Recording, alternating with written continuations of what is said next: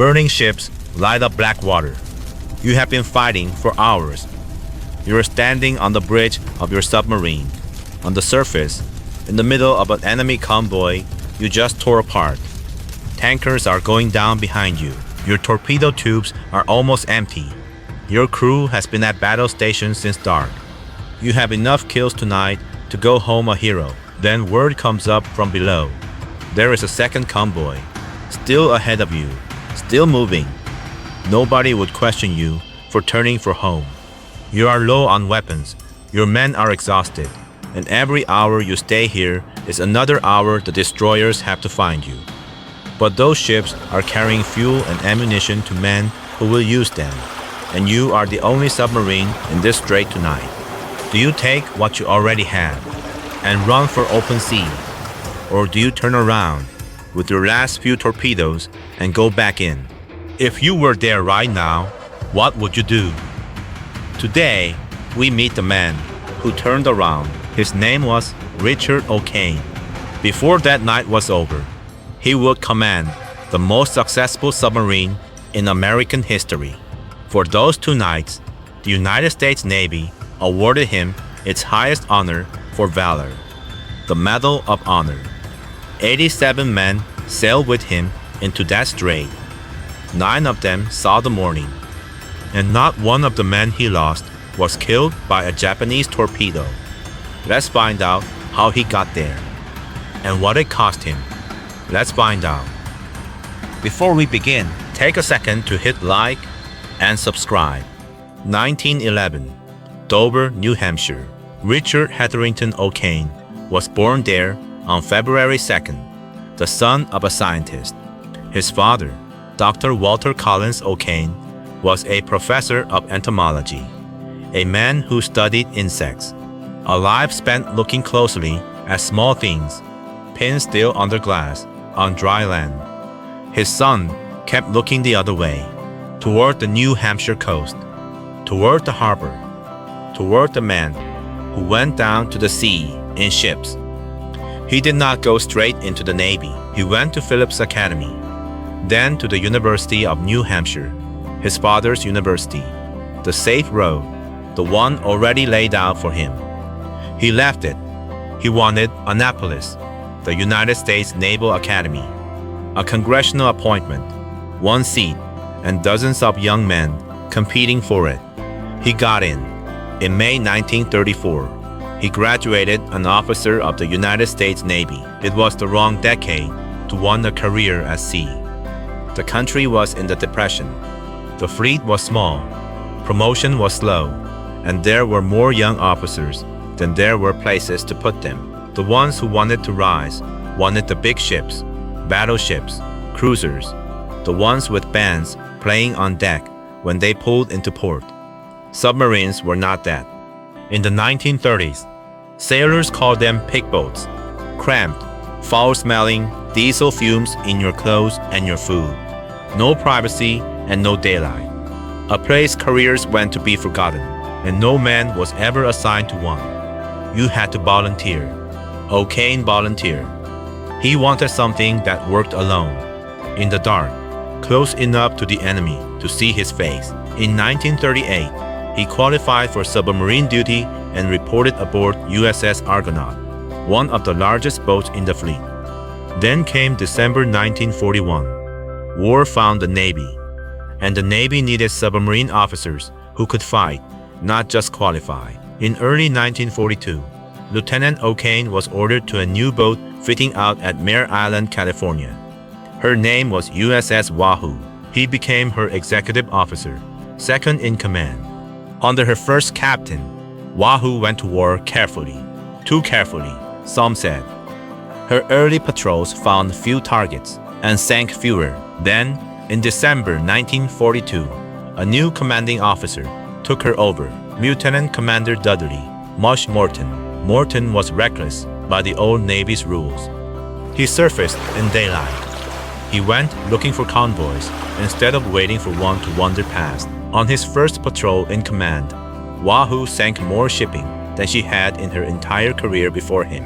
The crew that once went weeks without a target now came home only to reload. And Morton did something almost no submarine captain of that era would do. During an attack, the captain owned the periscope. It was the most jealously guarded seat in the Navy. Morton gave it to his executive officer. He stood back and let O'Kane call the targets, the ranges, the moment to fire. He wasn't using an assistant. He was building a captain. So O'Kane learned the ocean, the way his father had learned insect. He spent hours over silhouette books, memorizing the outline of every class of Japanese ship, until he could name a target from its shadow alone. Together, Morton and O'Kane took Wahoo on 5 war patrols. Ship after ship went down under her periscope. In July 1943, O'Kane was detached from Wahoo to prepare for a command of his own. 4 months later, Wahoo failed to return from patrol. Morton and every man aboard her was lost. The captain who taught him everything. The crew he had served beside for a year and a half. Gone on the one patrol he wasn't there for. He never got to say whether he would have stayed. What he kept was the way Morton fought. Get close. Stay on the surface if you have to. Never let the target go. He was about to get his own boat to prove it. October 15, 1943, USS Tang was commissioned at Mare Island. Richard O'Kane took command and never left it. His first patrols were nothing like Wahoo's cautious start. He ran his boat exactly the way he had been taught. Surface at night to close the distance fast. Dive only when daylight or danger forced him under. Never fire from farther away than he had to. But Tang did not only sink ships. In the spring of 1944, during the carrier strikes on Truk, Tang was assigned lifeguard duty, sitting in dangerous water off an enemy stronghold, waiting to pick up American pilots shot down over the target. She stayed for 3 days. At one point, a rescue float plane landed inside the enemy lagoon, loaded up 9 downed airmen, and then could not take off with the weight. Tang went in and took all of them off. By the time she left, Tang had pulled 22 American aviators out of the water. 22 men who flew home because a submarine refused to leave, ship by ship, patrol by patrol. Tang built a record that would stand among the very best of any American submarine of the war. By the autumn of 1944, she and her crew had been fighting for a year without a single quiet patrol. They knew what the odds looked like. Most boats that fought this hard, this long, did not get many more chances. October 1944, the Formosa Strait, the narrow, crowded water between Formosa and the Chinese coast. Japan's supply lines to its garrisons ran straight through it. Tang was there to cut them. On the night of October 23rd, lookouts spotted a convoy, freighters and tankers, running dark, ringed by escorts. O'Kane did what he always did. He took Tang in close, on the surface, rather than diving to shoot blind through a periscope. Torpedoes found their marks. Ships burned. Tang slid back into the darkness to reload. Then came word of a second convoy, still ahead of them. He did not need to be talked into it. Tang turned back into the strait. Near midnight on October 24th, he found them and drove his submarine straight into the middle of the formation, boldly maneuvering on the surface into the midst of a heavily escorted convoy. Commander O'Kane stood in a fusillade of bullets and shells from all directions. That is how the Navy would describe the next few minutes. He launched torpedoes into 3 tankers. All 3 were hit. He swung Tang to fire on a freighter, and in the same instant saw a transport bearing down to ram him. He gave the order. Tang cut across the transport's bow and missed being run down by inches. Now Tang was boxed in, a blazing tanker on one side, a freighter, a transport, destroyers converging from behind. Gunfire wrecked the bridge from 3 directions at once. There was no clear water anywhere, only burning ships close enough to feel the heat, and escorts closing the gap. Most captains would have crash dived long before this. O'Kane put his remaining torpedoes into 2 more targets, with explosions lighting the sea on every side of him, and cleared the area still on the surface. 2 nights, 2 convoys. This was the action that would earn him the Medal of Honor. But the fight wasn't over. 1 torpedo was left in the ship. A crippled transport was still afloat behind them, still able to be salvaged. O'Kane ordered the last one fired to finish what they had started. It left the tube and ran through for a moment, then it curved, a circular run, a mechanical failure inside the torpedo itself, a fault no crew could have seen coming, and no crew could stop. From the bridge they watched a bright line bend through the black water and come back toward them. He ordered emergency speed. He put the rudder over hard. 20 seconds is not enough. The torpedo struck Tang's own stern, near the after torpedo room. The explosion tore the hull open. Nearly half the men aboard were killed in the first seconds. Every ship that burned in that strait had been sunk by a weapon Richard O'Kane aimed. So was this one. Tang went down fast, in shallow water, her stern settling on the bottom, her bow still standing, almost to the surface. Inside, in the dark, 13 men reached the escape trunks and strapped on masks and lungs, a device built to let a man breathe his way up from a sunken submarine. To use one, you had to stay calm enough to breathe slowly while sealed in a flooding steel chamber, in total darkness, with the ocean pressing in from every side. Panic killed as many men in escape trunks as the water did. 8 of them reached the surface alive. 5 were still swimming when the sun came up. O'Kane had been on the bridge when the torpedo hit. He and 3 others were thrown straight into the sea. No escape trunk, no lung, nothing but the water and the dark, and they could see her. Tang's bow was still above the surface, close enough to swim to. The ships they had sunk were still burning around them. For 8 hours he stayed afloat in that water, close enough to his own submarine to know exactly how many of his men were still inside it. Of the 87 men who sailed with Tang into the Formosa Strait, 9 survived the night.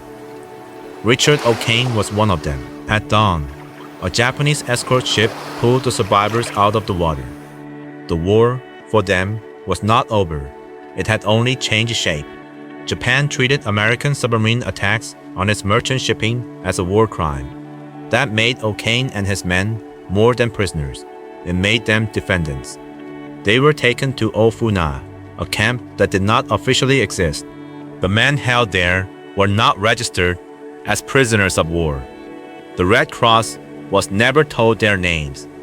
Back home, their families were told only that they were missing. Interrogators pressed the survivors for submarine tactics, patrol routes, fleet movements.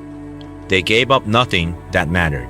What followed was 10 months of beatings and starvation rations, first at Ofuna, then at a camp called Omori, as the war ground toward its end. The men who had survived a sinking submarine now had to survive this. For 10 months, Richard O'Kane did not know whether anyone outside that camp knew he was alive. On September 24, 1945, he was freed. He weighed close to 100 pounds.